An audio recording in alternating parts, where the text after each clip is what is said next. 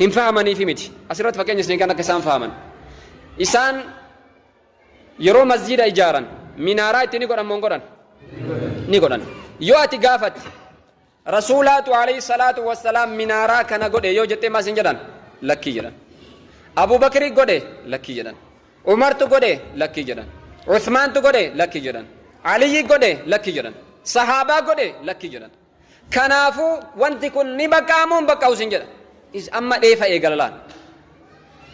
rasuulli hojjechuu dhabuu qofa bichaa duraan ragaa godhataa akka ture gaafa asirraan dhufteef maal godhaa ni dheessa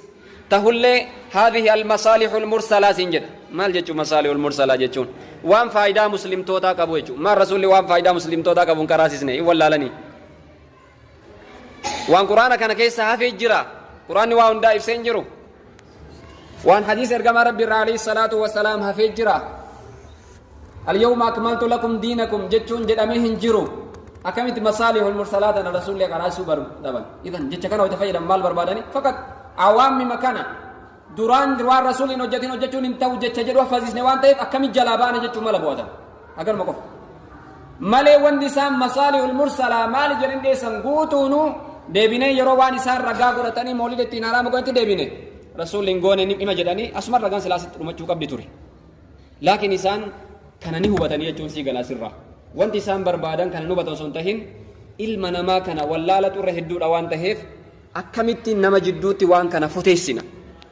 mawlinni badii ta'u akkamii foteessina sufiyyaa yookiin ahlusunnaa wal jamaa'an